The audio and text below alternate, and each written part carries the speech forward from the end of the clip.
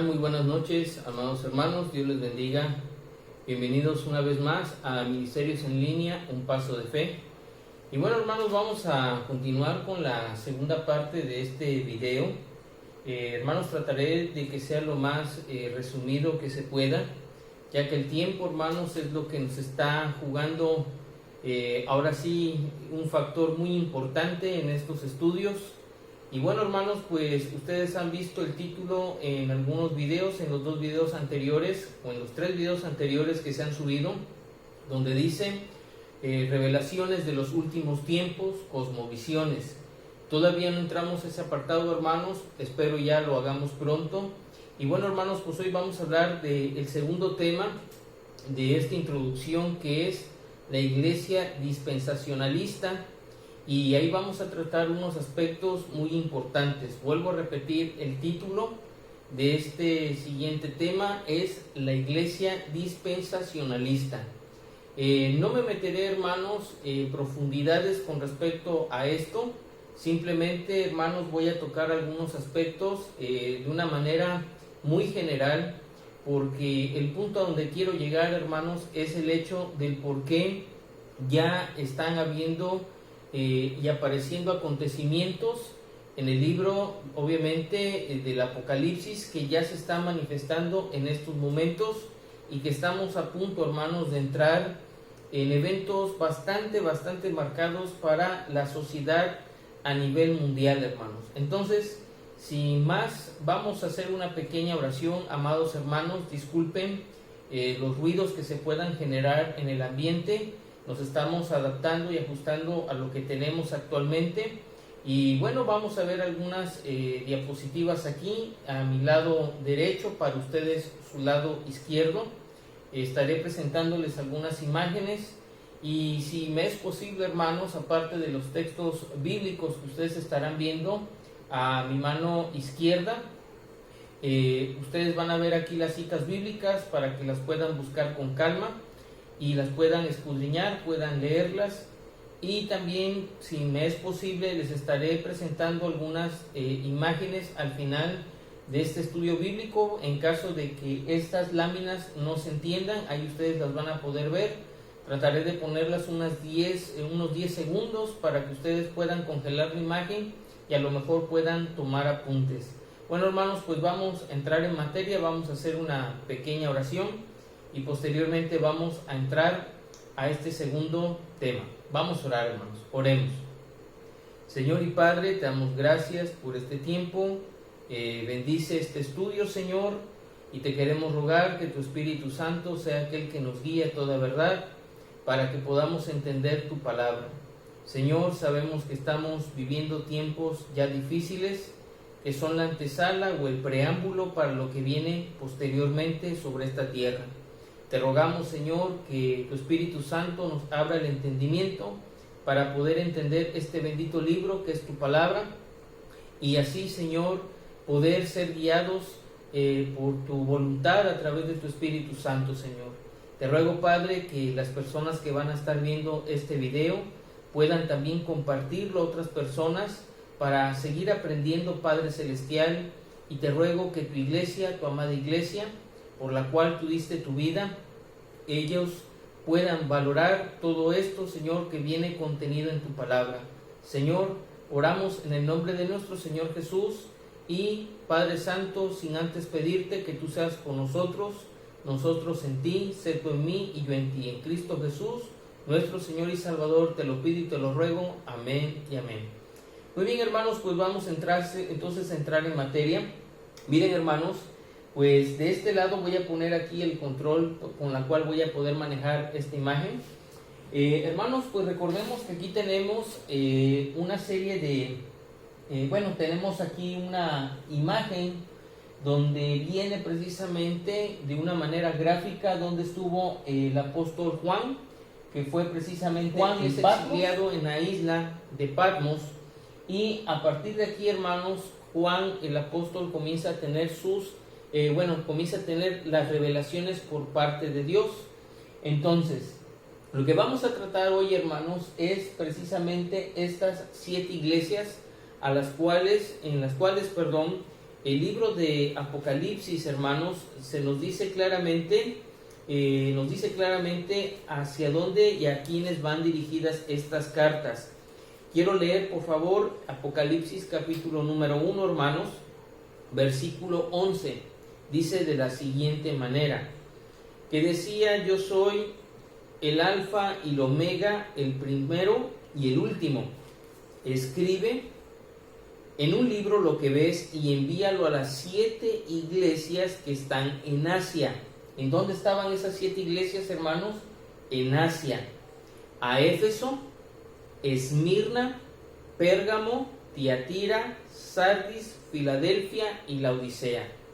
7 iglesias, hermanos, aquí representadas, y hace un par de días estaba leyendo un comentario donde no tan solo, hermanos, se trata de 7 iglesias, sino que en cada región que aquí estamos viendo, habían otras iglesias locales donde nuestro Señor Jesucristo las engloba, y obviamente, hermanos, se generan estas 7 iglesias, que ustedes sabrán que el número 7 representa la perfección, la totalidad por parte de Dios. Entonces, hermanos, aquí vemos 7 iglesias, y se nos explica, hermanos, rápidamente, ahí en el versículo número 20, Apocalipsis 1:20, dice así: el misterio de las 7 estrellas que has visto en mi diestra y de los 7 candeleros de oro. Las 7 estrellas son los ángeles de las 7 iglesias, y los 7 candeleros que has visto son las 7 iglesias. ¿Qué es lo que podemos entender por esto, hermanos? Recordemos que el libro de Apocalipsis, hermanos, es un libro donde se maneja mucha simbología, y que cada figura, hermanos, que aquí vemos va a representar algo con respecto ya sea a un atributo divino por parte de Dios, o bien, hermanos, en algún momento dado, el ejemplo de lo que en algún momento pudiera representar dicha palabra. Por ejemplo, aquí se nos dice estrellas y se nos dice ángeles. Aquí, hermanos, los estudiosos, los teólogos, los que han estudiado a profundidad estos pasajes, nos refieren, hermanos, que los ángeles se trataba de obispos, pastores o ancianos, los líderes que estaban al frente de estas iglesias locales. Y obviamente, hermanos, ya lo vimos aquí, los candeleros que se han visto o que vio Juan representaban a las iglesias. Algo muy interesante, hermanos, un candelero tenía la función de ¿qué, hermanos? De alumbrar. Esa era la función principal de un candelero, alumbrar. Ahora, ¿con qué se llenaban esos candeleros para poder alumbrar? Con aceite. Y sabemos, hermanos, de antemano, que el aceite representa al Espíritu Santo, su llenura, su unción, el ungimiento como tal. Entonces, hermanos, dicho esto, quisiera entrar inmediatamente, ya después de que vimos dónde estaban ubicadas estas 7 iglesias que estaban en Asia, quiero entrar directamente a este apartado, hermanos. ¿Qué es el dispensacionalismo, hermanos? Y aquí habrá tal vez en esta parte de abajo, habrá tal vez alguna, ¿cómo les diré? Alguna confusión, no por parte nuestra, sino por aquellos que en algún momento pretenden dividir a dos pueblos de dos maneras, con distintos destinos o rumbos. Pero ahorita vamos a ver en las Sagradas Escrituras de qué se trata todo esto. Dice aquí: dispensacionalismo es un sistema teológico que afirma que Dios ha empleado diferentes medios de administración de sus planes en diferentes periodos o tiempos de la historia humana, donde ha demostrado su gracia.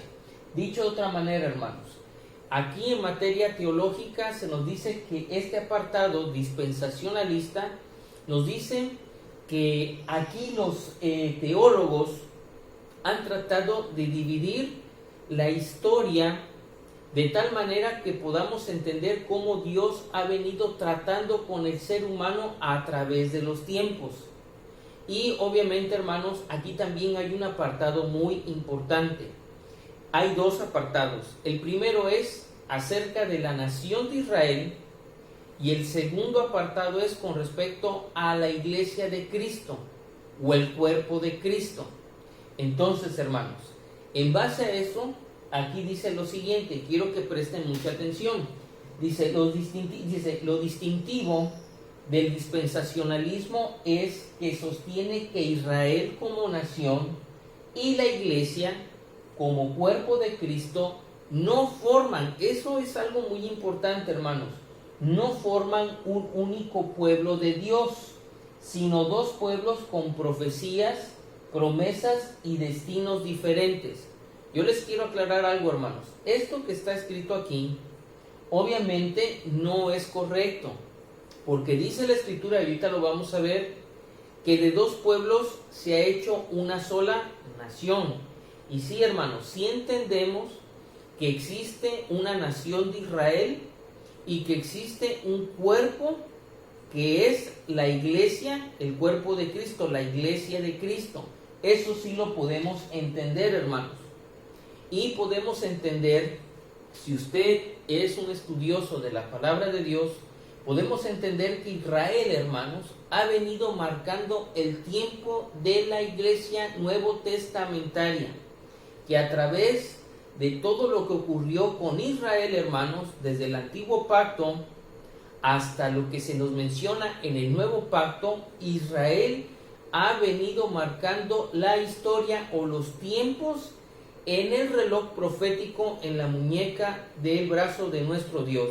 Dicho de otra manera, Israel se va moviendo y con lo que va aconteciendo en la nación de Israel, hermanos, se va marcando el tiempo para la iglesia, para nosotros como iglesia, como cuerpo de Cristo.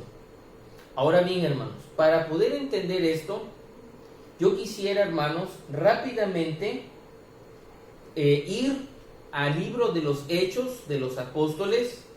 ¿Por qué, hermanos?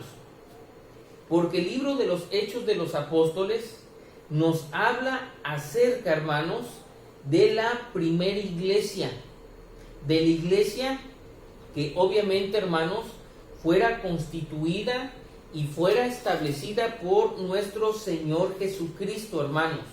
Aquí en Hechos capítulo número 1, hermanos, se nos dice claramente lo que habría de acontecer.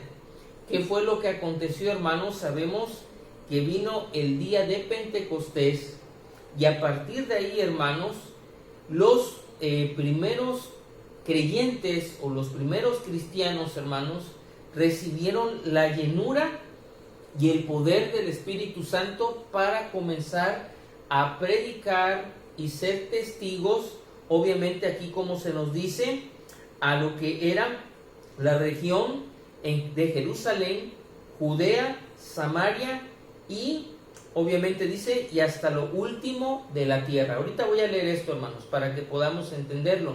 Pero me viene también a mi mente algo, hermanos, antes de poder leer esto. Y nuestro Señor Jesucristo, vamos a apartar aquí la Biblia en Hechos, tiene un diálogo, hermanos, con el apóstol Pedro. Y nuestro Señor Jesucristo deja muy bien en claro, hermanos, a quién le pertenece y de quién es la iglesia, hermanos. Y esto lo debemos de tener muy en cuenta, amados hermanos, porque aquí se nos dice precisamente de quién es, vuelvo a repetir, la iglesia y de qué se trata. El apóstol Pedro, hermanos, sabemos que él fue el que inauguró, vamos a decirlo así, el movimiento eclesiástico, hermanos, para predicar ¿a dónde, hermanos? Para predicarle a todos aquellos judíos y pueblos en algún momento dado, ahorita lo vamos a leer, que no sabían acerca de Jesús, que no sabían lo que había ocurrido con respecto al Mesías prometido. Ahorita eso lo vamos a ver, pero aquí en Mateo, hermanos, capítulo número 16, versículo 18, Mateo capítulo 16, versículo 18 dice algo muy interesante. Dice: y yo también te digo que tú eres Pedro,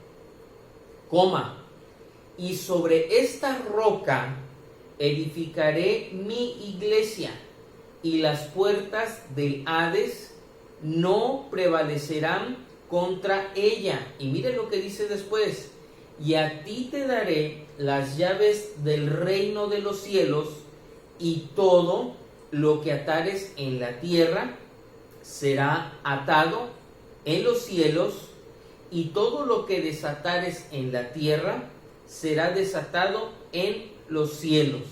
Entonces, hermanos, cuando dice que tú eres Pedro, se está refiriendo a una piedra. Esto ustedes lo saben, Petros, una piedra pequeña. Y sobre esta roca, hermanos, ahí hay una diferencia, dimensión, tamaño. Y obviamente sabemos que la piedra del ángulo, hermanos, no es Pedro, es Cristo. Él es el fundamento. Cuando dice, y sobre esta roca, Jesucristo mismo se refiere a sí mismo y dice, y sobre esta roca edificaré mi iglesia. Ahora bien, hermanos, usted me dirá, entonces, ¿cuándo comienza la iglesia cristiana a fungir como tal? ¿Cuándo nace la iglesia en Cristo? Bueno, hermanos, aquí se nos dice rápidamente en Hechos capítulo número 1, versículo número 14, hermanos. Bueno, desde el 12 les voy a leer, 1:12 en adelante. Fíjese lo que dice la escritura, hermanos. Entonces volvieron a Jerusalén desde el monte que se llama del Olivar, el cual está cerca de Jerusalén, camino de un día de reposo. Y entrados, subieron al aposento alto, donde moraban Pedro y Jacobo, Juan, Andrés, Felipe, Tomás, Bartolomé, Mateo, Jacobo, hijo de Alfeo, Simón el celote y Judas, hermano de Jacobo. Versículo 14, escuche bien, hermanos, esto es muy interesante. Dice, todos estos perseveraban unánimes en oración y ruego con las mujeres y con María, la madre de Jesús, y con sus hermanos. Versículo 15. En aquellos días Pedro se levantó en medio de los hermanos, y los reunidos eran como 120 en número. Quiere decir, hermanos, que nuestro Señor Jesucristo, cuando estuvo en este cuerpo, en su cuerpo obviamente físico, hermanos, en los días de su carne, como dice la Escritura, Él, hermanos, ya había dejado establecida una iglesia, hermanos, donde dice la Escritura claramente que ahí estaban reunidos como 120 en número. Y sabemos lo que viene posteriormente, como 120 en número. ¿Qué estaban haciendo ahí? Dice que estaban orando y estaban rogando. ¿Por qué oraban y por qué rogaban? Porque ya había una promesa anteriormente dada por nuestro Señor Jesucristo. Miren lo que dice el versículo 6 del capítulo 1 de Hechos, Hechos 1:6. Dice así: entonces los que se habían reunido le preguntaron diciendo, Señor, ¿restaurarás el reino a Israel en este tiempo? Y les dijo, no os toca a vosotros saber los tiempos o las sazones que el Padre puso en su sola potestad. Y aquí viene algo muy interesante. Pero recibiréis poder cuando haya venido sobre vosotros el Espíritu Santo, y me seréis testigos en Jerusalén, en toda Judea, en Samaria y hasta lo último de la tierra. Ahí está, hermanos. ¿Por qué oraban estas personas? Porque Jesucristo mismo había dicho que Él, hermanos, enviaría su Espíritu Santo. Ahora, esta venida del Espíritu Santo, hermanos, ya nuestro Señor Jesucristo ya lo había mencionado anteriormente y lo quiero tocar. Aquí en Juan capítulo 14, dice aquí el versículo 16, Juan 14, 16, dice así: y yo rogaré al Padre, y os dará otro consolador, para que esté con vosotros para siempre, el Espíritu de verdad, el Espíritu Santo, al cual el mundo no puede recibir, porque no le ve ni le conoce, pero vosotros le conocéis, porque mora con vosotros y estará en vosotros. Y mire lo que dice el versículo 26. Mas el Consolador, el Espíritu Santo, a quien el Padre enviará en mi nombre, Él os enseñará todas las cosas y os recordará todo lo que yo os he dicho.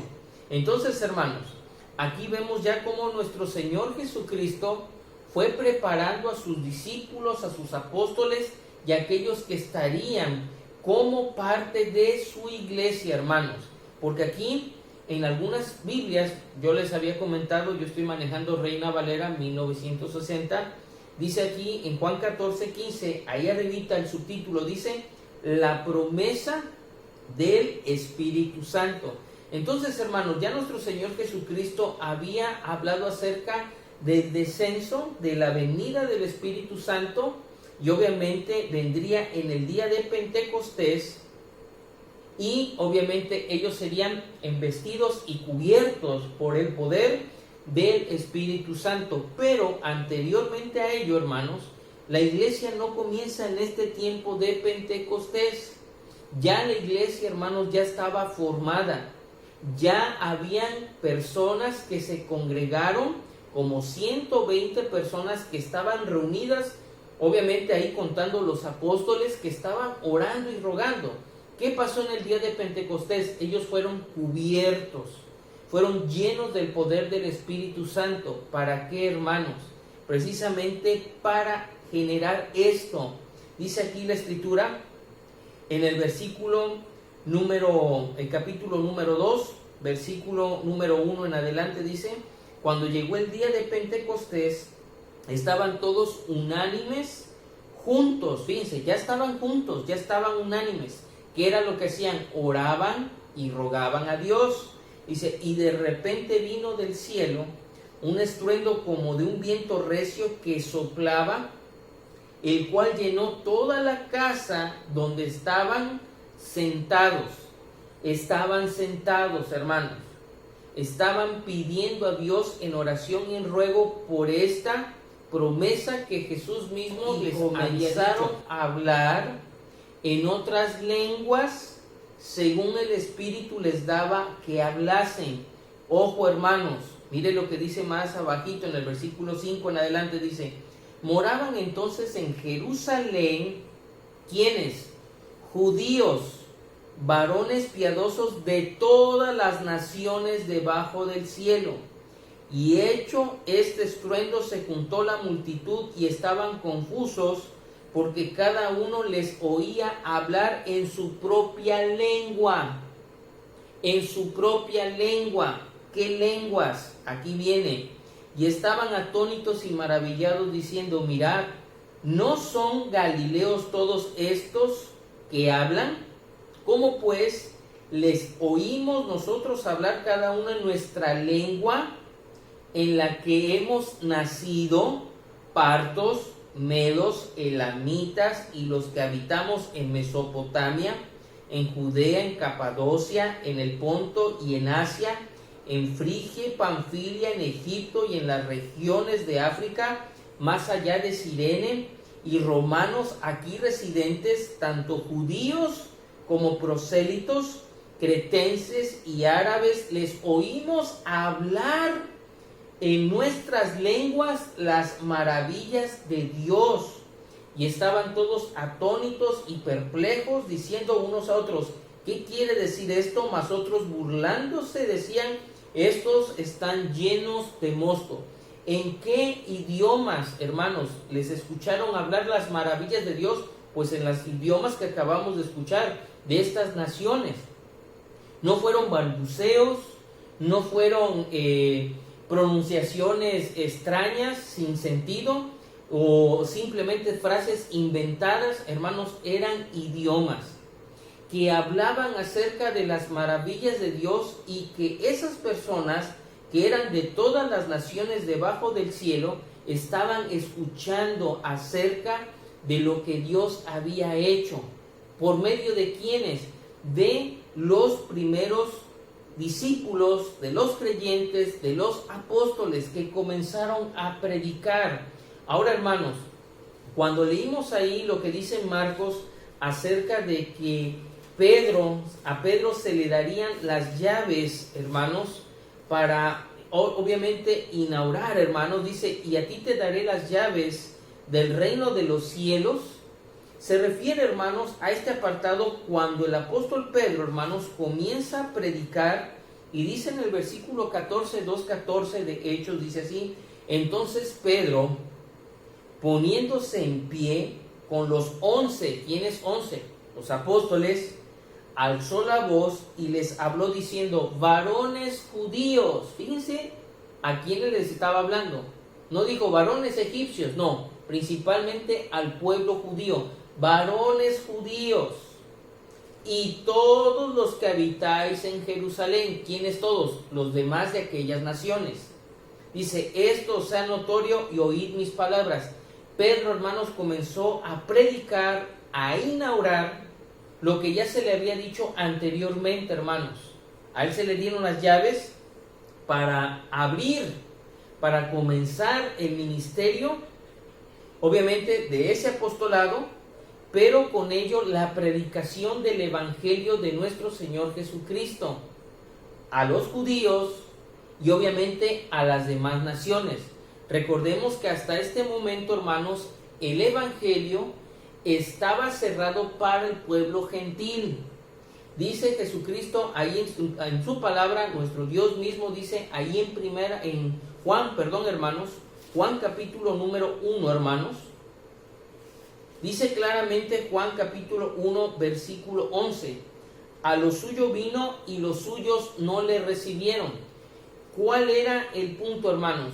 Jesús vino, Dios mismo vino a manifestarse a la nación que en el pasado le había rechazado. Vino obviamente a la nación de quién o a quiénes. Obviamente, hermanos, sabemos que a los israelitas, pero sabemos, hermanos, que a través de los judíos, hermanos, a través de ese reino del sur, que era precisamente Judea, con su capital Jerusalén, hermanos, ahí vendría quién, hermanos, el Mesías prometido. Y de ahí obviamente sabemos lo que sucedió con respecto a ese rechazo. Nuestro Señor Jesucristo fue crucificado. Ahora, no quiero confundirlos, a lo que voy fue que Pedro aquí, hermanos, en Hechos capítulo número 2, comienza a predicar y se inaugura lo que sería obviamente la predicación o el evangelismo, obviamente a todas aquellas personas, principalmente, dice aquí, judíos y a todos aquellos que habitaban en Jerusalén. Llegamos al versículo número 36, hermanos. Fíjese lo que dice la Escritura. Hechos 2:36 dice: sepa pues ciertísimamente toda la casa de Israel, es lo que les había comentado, sepa pues ciertísimamente toda la casa de Israel, que a este Jesús, a quien vosotros crucificasteis, Dios le ha hecho Señor y Cristo. Al oír esto se compungieron de corazón y dijeron a Pedro y a los otros apóstoles: varones hermanos, ¿qué haremos? Pedro les dijo: arrepentíos y bautícese cada uno de vosotros en el nombre de Jesucristo para perdón de los pecados y recibiréis el don del Espíritu Santo, porque para vosotros es la promesa, y para vuestros hijos, y para todos los que están lejos, para cuantos el Señor nuestro Dios llamare. Y con otras muchas palabras testificaba y les exhortaba diciendo: sed salvos de esta perversa generación. Así que los que recibieron su palabra fueron bautizados, y se añadieron aquel día como 3,000 personas. ¿A qué se añadieron 3,000 personas? Aquellos 120, hermanos. La iglesia, en un momento, hermanos, se llenó con mucho más personas. Dice que se añadieron a esos 120 como 3,000 personas. Y dice: y perseveraban en la doctrina, en la enseñanza de los apóstoles, en la comunión unos con otros, en el partimiento del pan y en las oraciones. Entonces, hermanos, aquí vemos esto. vemos, hermanos, entonces cómo la iglesia cobra su poder en el día de Pentecostés, pero ya la iglesia, hermanos, ya había sido formada. Ya nuestro Señor Jesucristo había dejado en su nombre personas que ya se reunían, como 120 personas. En el día de Pentecostés simplemente hubo esa confirmación que nuestro Señor Jesucristo había dicho que enviaría a otro consolador. Y vemos aquí claramente, hermanos, que Pedro inaugura, porque ya se le había dicho, que nuestro Señor mismo Jesucristo dijo: tú eres Pedro, pero sobre esta roca edificaré mi iglesia, y a ti, ¿verdad? Dice claramente, y a ti se te darán las llaves, dice ahí, y a ti te daré las llaves del reino de los cielos. Eso es, hermanos. Y aquí vemos cómo ya se inaugura y comienza a generarse la predicación como tal, donde serían testigos en donde, hermanos, en Jerusalén, en Judea, en Samaria y hasta lo último de la tierra. Y bueno, hermanos, para entender entonces lo que implica el dispensacionalismo o la iglesia dispensacionalista, hermanos, es necesario, hermanos, entender y leer este libro de los Hechos. Y obviamente, hermanos, con ello también debemos de entender cómo fue la vida de los primeros cristianos y cómo surge, hermanos, la obra misionera. Eso es muy importante, hermanos, que usted pueda entender cómo surge la obra misionera. Entonces, amados hermanos, quiero por favor en este momento, ahorita apagamos tantito aquí, vamos a aquí, hermanos, vemos esto. Vemos el panorama de la Biblia, curso de estudios, dice, una ayuda visual para el estudio bíblico. Y bueno, hermanos, creo que ya anteriormente ya les había hablado acerca de este libro. Este libro, hermanos, tiene la particularidad, hermanos, de que se nos habla, y aquí se lo voy a escribir, hermanos, para que ustedes sepan de qué se trata todo esto. Vamos a oscurecer tantito la pantalla. Hermanos, en este libro se nos manejan 7 tiempos o 7 dispensaciones. Y obviamente esto es en base a que teólogos, hermanos, estudiaron y vieron, hermanos, la manera de poder entender cómo Dios va trabajando a través del tiempo con lo que son, obviamente, hermanos, el ser humano, cómo Dios va tratando con el ser humano. Y vemos aquí, hermanos, rápidamente, por ejemplo, la primera dispensación. Se nos dice acerca de que la primera dispensación abarca lo que es la escena edénica o de Adán, y que implica, hermanos, la inocencia como tal. Entonces, amados hermanos, después tenemos una segunda dispensación que es, y dice así, que ahora ya conlleva la conciencia y abarca la época antidiluviana. Después tenemos una tercera, entonces tenemos una tercera dispensación que abarca el postdiluvio o postdiluviana, así se conoce, y tenemos un gobierno humano. Posteriormente a ello, hermanos, tenemos una cuarta dispensación que nos habla acerca del tiempo patriarcal y tenemos promesas. En esta etapa patriarcal, hermanos, conocemos a los patriarcas que son Abraham, Isaac y Jacob. Muy bien, hermanos. Después llegamos a una quinta dispensación que es el tiempo de la ley o tiempo legal. Posteriormente llegamos a una quinta dispensación que es lo mismo, es un tiempo legal, un tiempo de la ley. Llegamos a una quinta dispensación, obviamente, hermanos, estamos hablando de la misma, es una continuidad que está hablando acerca de ese tiempo legal. Seguimos con esa quinta dispensación que es el tiempo de legal, el tiempo de la ley, pero que concluye, hermanos, con el Calvario, con la crucifixión de nuestro Señor Jesucristo. Y posteriormente tenemos una sexta dispensación que abarca la era eclesiástica, donde se nos habla acerca de la gracia. Se nos dice que actualmente estamos, ya que nos dicen claramente, ya no están ustedes bajo la ley, sino ahora ustedes están bajo el tiempo de la gracia. Eso usted lo ha escuchado un sinfín de veces. Posteriormente, hermanos, se nos dice acerca de una séptima dispensación que habla acerca del reino. Lo que continúa es esa línea mesiánica, cuando Jesucristo obviamente retorne una vez más sobre esta tierra. Entonces, hermanos, dicho de otra manera, este libro fue hecho con 7 dispensaciones, con 7 tiempos, hermanos, y obviamente ustedes ya vieron ahorita cómo se los fui yo escribiendo, que les fui poniendo ahí, hermanos, pero en sí, amados hermanos, amada iglesia, pues es una manera, vuelvo a repetir, de que se nos está diciendo cómo a través del tiempo Dios ha venido tratando, según esto, conforme a la humanidad, cómo Dios ha venido tratando a la humanidad, hermanos, a través de estos 7 periodos o estos 7 dispensaciones.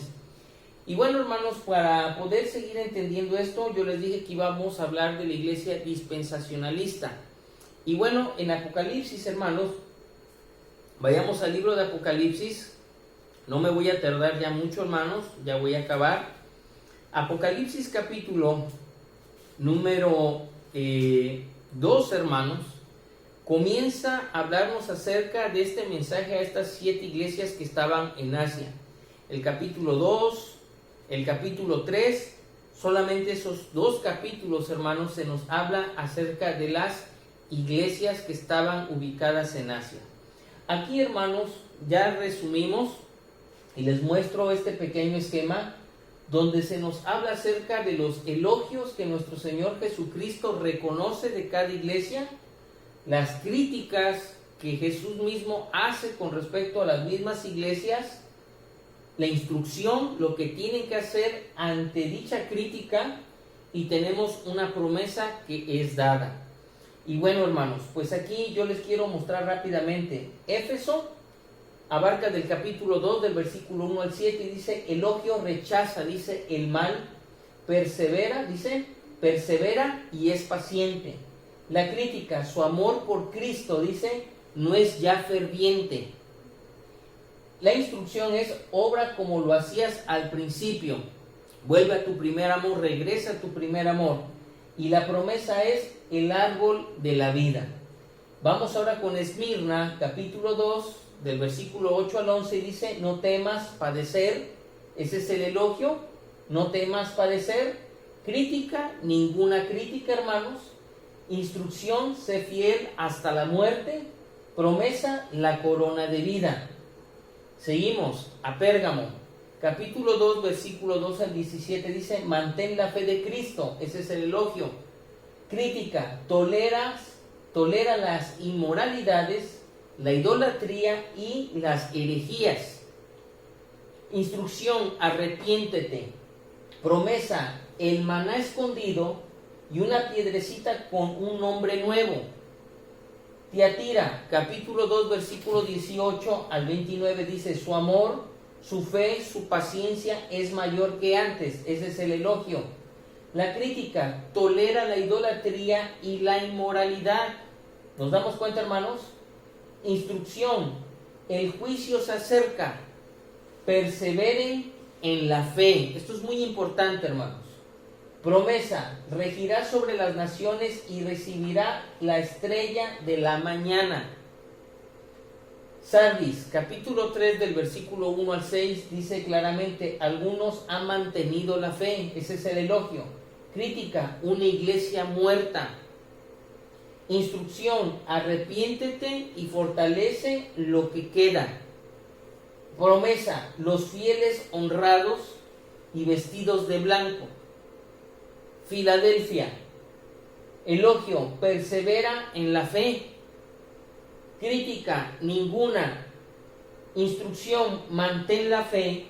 Promesa, un lugar en la presencia de Dios, un nuevo nombre y la nueva Jerusalén. ¿Nos damos cuenta, hermanos?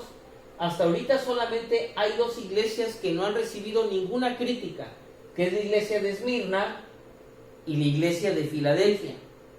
Y posteriormente tenemos la Odisea, que abarca del capítulo 3, versículo 14 al 22, y dice: el elogio, ninguno. crítica, indiferente, instrucción, sé celoso y arrepiéntete, y promesa, compartir el trono de Cristo. Bueno, hermanos, pues viendo esto, hermanos, ustedes pueden leer claramente el capítulo 2 y el capítulo 3 del libro de Apocalipsis. Con más calma y con más detalle usted lo puede leer. Pero llegamos a este punto, hermanos, donde, si ustedes me lo permiten, voy a congelar aquí la imagen tantito. Permítanme ustedes. Les voy a mostrar, hermanos, una diapositiva para ya estar concluyendo este apartado, hermanos. Y les voy a mostrar algo muy interesante, hermanos. Muchos creen, amados hermanos, que las iglesias, hermanos, que se mencionan aquí en Asia, hermanos, se tratan más que nada, hermanos, de lo siguiente. Tratan acerca de los diferentes tiempos o de las épocas o de los periodos en la cual la iglesia de Cristo ha venido pasando. Nos hablan, hermanos, acerca de algo muy, muy interesante. Aquí tenemos, hermanos, el símbolo del pez, que ustedes ya saben qué significa.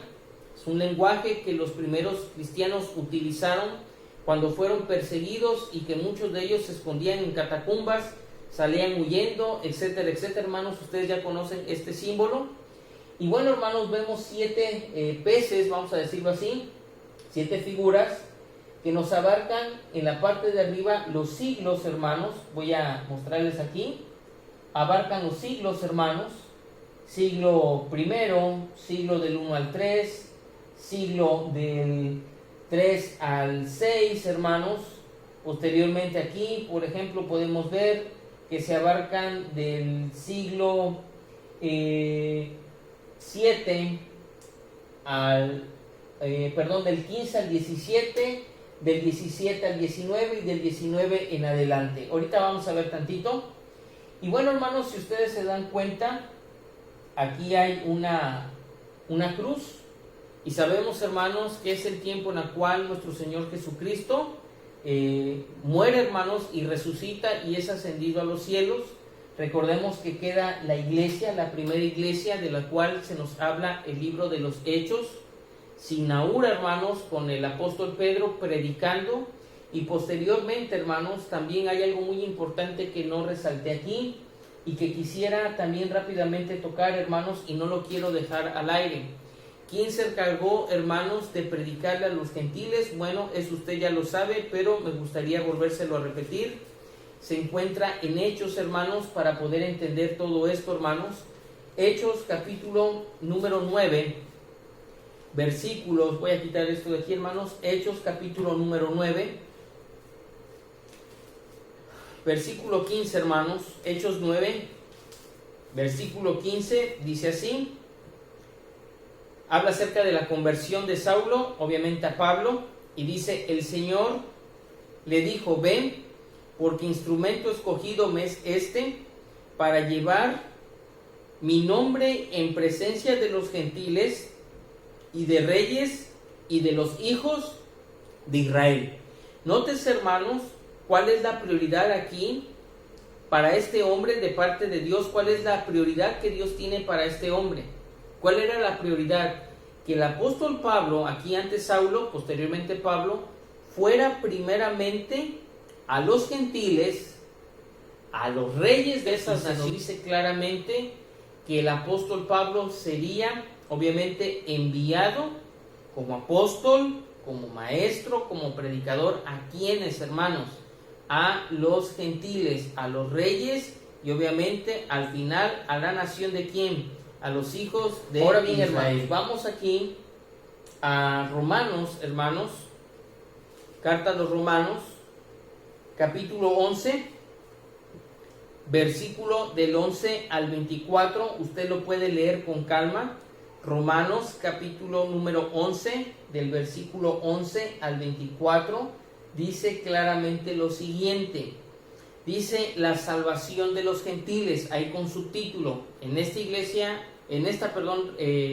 Biblia, hermanos, Reina Valera 1960, se nos dice claramente acerca de este subtítulo, dice la salvación de los gentiles.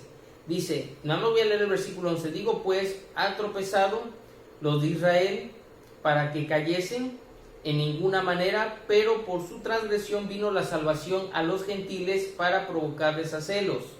Y después, hermanos, sigue hablando la escritura, hermanos, y llegamos al versículo número, ¿qué les gusta, hermanos? El versículo número 16 dice, bueno, desde el 14, hermanos, dice de la siguiente manera. Bueno, hermanos, voy a tener que meterme aquí para poder entender el contexto. Versículo 12 dice, y si su transgresión es la riqueza del mundo, y su defección la riqueza de los gentiles, cuánto más su plena restauración, porque a vosotros hablo gentiles, por cuanto yo soy apóstol, a los gentiles honro mi ministerio. Entonces, hermanos, aquí está hablando acerca de que a través de la rebeldía de Israel, hermanos, a través de esa negativa que tuvieron con respecto a nuestro Señor Jesucristo y no entendieron el tiempo de su visitación, obviamente, hermanos, pues nosotros los gentiles, como pueblo gentil, venimos a ser favorecidos. Y aquí se nos muestra otra vez más, hermanos, cómo el apóstol Pablo fue obviamente el enviado, el apóstol a los gentiles, para que nosotros escucháramos acerca de ese mensaje de salvación. Y bueno, hermanos, ¿por qué tuve que comentarles todo esto? Para poder entender esto, amados hermanos, ya que a partir de esa parte, hermanos, donde nuestro Señor Jesucristo es crucificado y obviamente Él resucita, hermanos, a partir de este tiempo, hermanos, sabemos, amados hermanos, que comienza el periodo o el tiempo de los primeros cristianos. Ahora bien, para algunos estudiosos se nos dice, amados hermanos, que este tiempo, hermanos, esto que vamos a ver ahorita aquí, se nos dice que las 7 iglesias, hermanos, que están en Apocalipsis, se refiere a los 7 tiempos o 7 tiempos por los cuales los primeros 6 ha venido o pasó la iglesia, y en la última, que es la Odisea, es el tiempo en la cual actualmente la iglesia se está moviendo. Entonces, amados hermanos, quiero que entendamos esto. En el siglo primero, hermanos, que trata del 33 al 64, dice aquí, de la llegada del Espíritu Santo hasta Nerón. ¿Qué es lo que se nos dice acerca de la iglesia de Éfeso? Que tenía un deseo ardiente, y nos habla acerca de la iglesia agotada. Recuerden, abarca el siglo primero porque es de la edad, abarca del año 33 al 64, es el primer siglo. Posteriormente, hermanos, tenemos del siglo primero al siglo 3, tenemos lo siguiente. Vamos a verlo aquí. Disculpen, hermanos, vamos a verlo aquí. ¿Qué iglesia tenemos aquí? Esmirna, que quiere decir amarga, la iglesia sufriente, que abarca precisamente del siglo primero al siglo 3, que es del año 64 al 313, y nos dice que es a partir de Nerón a Constantino. Posteriormente a ello, hermanos, tenemos otra iglesia que abarca del siglo 3 al siglo 6, que es la iglesia de Pérgamo, hermanos. La iglesia de Pérgamo, donde dice compromiso matrimonial, alta cerradura, y obviamente se nos dice lo siguiente: la iglesia se casó con el mundo. Muy interesante, hermanos. Sus corrientes y pasiones, que abarca del siglo 3 al siglo 6, del 313 al 606, y implica de Constantino al establecimiento papal. Dato muy interesante, amados hermanos. Posteriormente tenemos del siglo 6 al siglo 15, y si se dan cuenta, hermanos, viene una decadencia, y llegamos al siglo 6 al siglo 15 y hay un totalmente descenso de la iglesia. Y vemos que dice aquí actividad, dice Tiatira, actividad en el ofrecimiento de víctimas. La iglesia pagana, esto es muy importante, hermanos, del 606 al 1517, establecimiento papal a la reforma. Ustedes saben qué es lo que sucedió aquí, hermanos. No se los voy a decir, más bien nada más les voy a mencionar acerca de Martín Lutero. Es lo único que les voy a decir. Y obviamente, hermanos, tenemos posteriormente un ascenso del siglo XV al siglo XVII. Dice aquí lo siguiente: Sardis, aquellos que salieron fuera, la iglesia reformada o la iglesia de la Reforma, que abarca del 1517 al 1750, de la Reforma al avivamiento misionero. De aquí surgen las iglesias protestantes, hermanos, las iglesias protestantes. ¿Protestantes a qué movimiento? Obviamente, ya sabemos, al movimiento papal.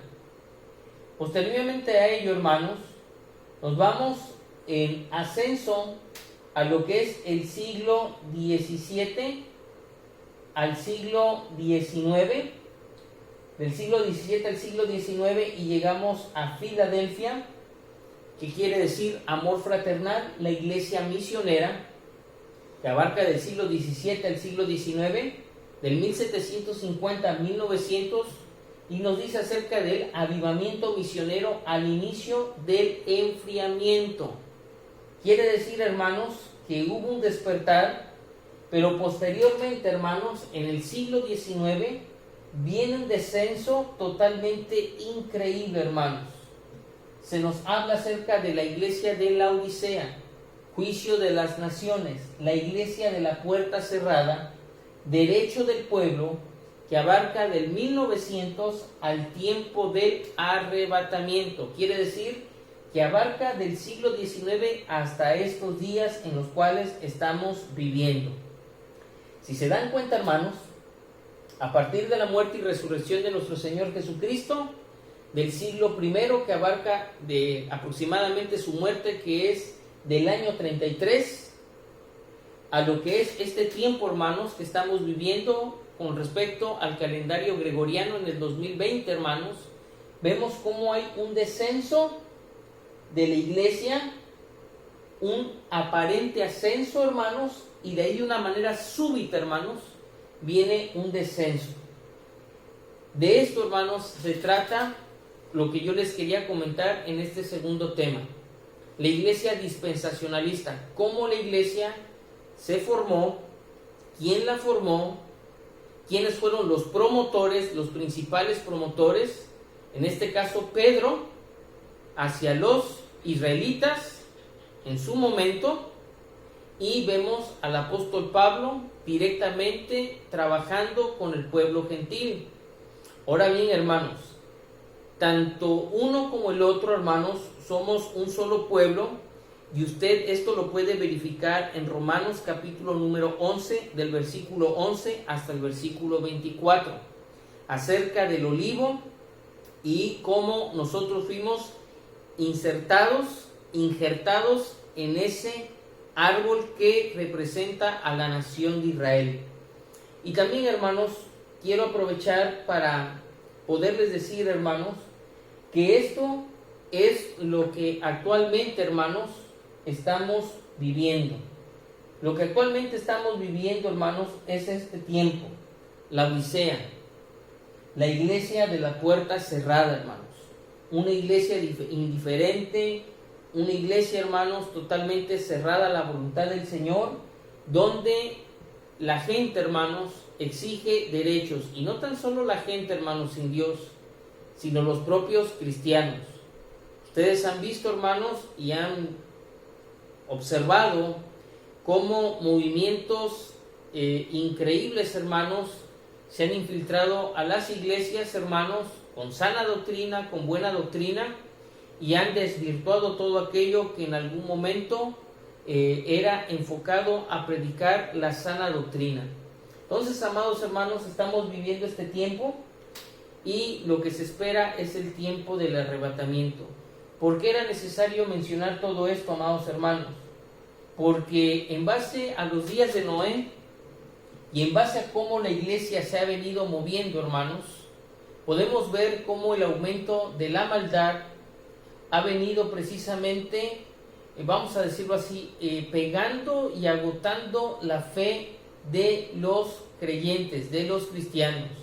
Si pudiéramos decir, hermanos, que en algún momento las iglesias, hermanos, que pudieron en algún momento sobresalir, pues sería la de Éfeso, la de Esmirna, la de Filadelfia solamente. Esas tres iglesias, y eso aparentemente, hermanos, porque en algún momento dado, amados hermanos, sabemos que Éfeso dejó su primer amor. Entonces, hablando acerca de esto, hermanos, es simplemente para mostrarles acerca de cómo se ha venido moviendo, hermanos, cómo ha venido trabajando Dios a través de las edades, a través de las épocas, con respecto a las iglesias, y cómo la iglesia se ha venido moviendo. Ahora bien, hermanos, yo quisiera ya nada más leerles unos versículos, hermanos, y quisiera leer primera carta del apóstol Pedro, y con esto voy a concluir, hermanos, ya este apartado, para continuar posteriormente con lo demás, hermanos. Dice aquí, primera carta del apóstol Pedro, capítulo número 2, versículo 9, hermanos, 2:9. Dice: mas vosotros sois linaje escogido, real sacerdocio, nación santa, pueblo adquirido por Dios, para que anunciéis las virtudes de aquel que os llamó de las tinieblas a su luz admirable. Vosotros que en otro tiempo no erais pueblo, pero que ahora sois pueblo de Dios, que en otro tiempo no habíais alcanzado, dice aquí, no habíais alcanzado misericordia, pero ahora habéis alcanzado misericordia. Hermanos, aquí se refiere al pueblo de Dios, y obviamente aquí entramos nosotros, los gentiles. Que en otro tiempo, hermanos, que no éramos pueblo, estábamos totalmente condenados a la perdición, estábamos condenados a las tinieblas. Pero gracias, hermanos, al sacrificio de Cristo, Dios nos hizo parte, ahora que, de su pueblo escogido. Aquí en Efesios, hermanos, capítulo número 2, hermanos, capítulo número 2, versículo del 1 al 10, mire lo que dice la palabra de Dios. Y Él os dio vida a vosotros cuando estabais muertos en vuestros delitos y pecados, en los cuales anduvisteis en otro tiempo. ¿Sí escucharon bien, hermanos? Los cuales anduvisteis en otro tiempo siguiendo la corriente de este mundo, conforme al príncipe de la potestad del aire, el espíritu que ahora opera en los hijos de desobediencia, entre los cuales también todos nosotros vivimos en otro tiempo en los deseos de nuestra carne, haciendo la voluntad de la carne y de los pensamientos, y éramos por naturaleza hijos de ira, lo mismo que los demás. Pero Dios, que es rico en misericordia, por su gran amor con que nos amó, aun estando nosotros muertos en pecados, nos dio vida juntamente con Cristo. Por gracia sois salvos. ¿Se dan cuenta, hermanos? Ahora, éramos hijos de ira. ¿A qué se refiere eso, hermanos? Que éramos hijos de ira. Bueno, aquí en el Evangelio según San Juan se nos dice claramente, hermanos, acerca de esto. Dice así, Juan capítulo 3, versículo 36, dice así: el que cree en el Hijo tiene vida eterna, pero el que rehúsa creer en el Hijo no verá la vida, sino que la ira de Dios está sobre él. Antes de ser pueblo de Dios, hermanos, de ser comprados por la sangre de Cristo, dice que estábamos condenados, que éramos hijos de ira, que la ira de Dios estaba sobre nosotros, que estábamos totalmente alejados. Éramos obviamente un pueblo que, a causa de la heredad de nuestros primeros padres terrenales, Adán y Eva, esa maldición, hermanos, pasó a nosotros y eso nos excluía, nos hacía estar fuera de la gracia de nuestro Señor. Pero cuando vino nuestro Señor Jesucristo, hermanos, y dio su vida por nosotros, hermanos, dice aquí claramente Pedro que nosotros vinimos a ser parte de ese pueblo adquirido, hermanos, que venimos a ser precisamente, salimos de esas tinieblas y entramos ahora a su luz admirable, que en otro tiempo, dice, no éramos pueblo, dice, vosotros que en otro tiempo no erais pueblo, pero que ahora sois pueblo de Dios, que en otro tiempo habíais alcanzado, dice, que en otro tiempo no habíais alcanzado misericordia, pero ahora habéis alcanzado misericordia. ¿Nos damos cuenta, hermanos? Les tuve que hablar, hermanos, acerca de todo esto, de cómo los estudiosos, hermanos, los teólogos han venido tratando de establecer tiempos, y no es malo, hermanos, para tratar de comprender la voluntad de Dios para nuestras vidas, lo que nos espera a nosotros como humanidad. Pero los tiempos, hermanos, para nosotros como hijos de Dios se marcan a partir de la muerte y crucifixión y resurrección de nuestro Señor Jesucristo, para alcanzar esa misericordia. Y a partir de ahí, hermanos, podemos ver cómo estas iglesias, a través de los siglos, hermanos, se han ido moviendo, cómo ha sido su relación con Dios. Y vemos, hermanos, claramente un descenso, un aparente ascenso y posteriormente un descenso súbito, hermanos. Esto es muy interesante, demasiado interesante. Y ahora bien, con respecto a la nación de Israel, solamente me queda decir, hermanos, lo que está escrito aquí en Deuteronomio, y con esto voy a concluir, hermanos. Deuteronomio capítulo 7, hermanos, versículos 6 y 7, que dice así: porque tú eres pueblo santo para Jehová Dios, para Jehová tu Dios. Jehová tu Dios te ha escogido para serle un pueblo especial, más que todos los pueblos que están sobre la tierra. Versículo 7: no por ser vosotros más que todos los pueblos, os ha querido Jehová y os ha escogido para vosotros, pues vosotros, dice, erais el más insignificante de todos los pueblos. ¿Nos damos cuenta, hermanos? Posteriormente dice en el versículo, capítulo número 14, versículo 2, dice: porque eres pueblo santo a Jehová, tu Dios, y Jehová te ha escogido para que le seas un pueblo único de entre todos los pueblos que están sobre la tierra. Para Dios, hermanos, ¿qué es la nación de Israel? Es un pueblo especial que Él ha escogido, siendo el soberano, y que a través de Israel, hermanos, a través de su rebeldía, como se nos dice en Romanos capítulo 11, del versículo 11 al 24, a través de esa rebeldía de la nación de Israel, nosotros venimos a ser favorecidos, hermanos, para hacer de estos dos pueblos una nación, una sola nación. ¿Para quién, hermanos? Para Cristo. Esto es muy importante, hermanos. Entonces, dicho todo esto, hermanos, para poder entrar y entender las cosmovisiones que más adelante vamos a estar viendo, debemos de entender cómo era antes el ser humano con respecto a su desobediencia, y posteriormente a ello, cuando Dios manda al Mesías, a Jesucristo, cómo comienza a haber destellos de misericordia, hermanos, y a partir de la muerte y resurrección de nuestro Señor Jesucristo y de la vida de los primeros cristianos, lo que podemos aprender, hermanos, es cómo la iglesia se ha ido moviendo a través de los tiempos. ¿Y cuál es el tiempo que ahora le toca a la iglesia, hermanos? A esta iglesia de este siglo XXI. Bueno, podemos ver cuál es su perfil delante de Dios, hermanos. Es una iglesia que está totalmente cerrada, hermanos, y obviamente donde se está exigiendo, o el mismo hombre exige sus derechos.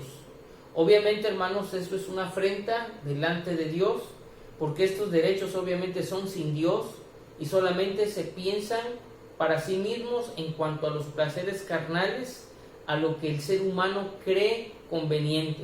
Recordemos, hermanos, independientemente de esto, la nación de Israel quiso dejar de ser teocrática y obviamente decidieron ser como las demás naciones al elegir un hombre que los gobernase. Ustedes saben quién fue el primer rey de Israel, que fue Saúl. Y obviamente, hermanos, sabemos a partir de lo que pasó al elegir a Saúl como rey, como un hombre, hermanos, toda la decadencia que vino sobre la nación de Israel. Teniendo a Dios como rey, hermanos, no lo quisieron. Ahora quisieron el gobierno humano. En este caso, hermanos, la iglesia hoy en día, pues yo creo que se encuentra de la misma manera. Al rechazar estos principios, al rechazar, hermanos, mandamientos, instrucciones, la voluntad de Dios para nosotros, como familias, como individuos, como iglesia, hermanos, el hombre exige derechos. Iglesias libertinas, liberales, iglesias con filosofías y corrientes, obviamente no cristocéntricas, hermanos. Simplemente la iglesia se encuentra en esta etapa de deterioro espiritual y obviamente sabemos lo que va a venir y lo que va a acontecer. Bueno, amados hermanos, pues a mí me hubiera gustado poderles enseñar un poco más acerca de ello y no nos va a ser posible. Creo que en este momento me resta solamente darle las gracias por haberme acompañado.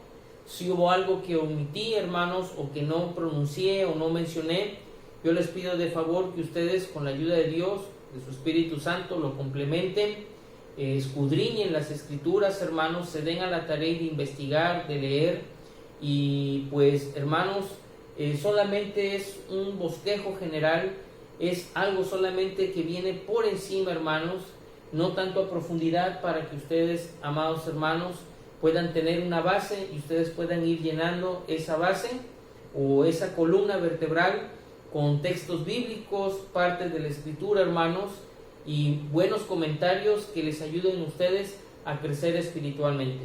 Bueno, hermanos, pues yo les dejo en este momento. Mi nombre es Otis Villalobos Trejo, su servidor, y estamos en este ministerio o en estos ministerios en línea que se llaman Un Paso de Fe. Bueno, hermanos, vamos a orar entonces y nos vemos posteriormente con el siguiente tema del estudio, que es, y aquí lo tengo apuntado, hermanos, la creación y el creador.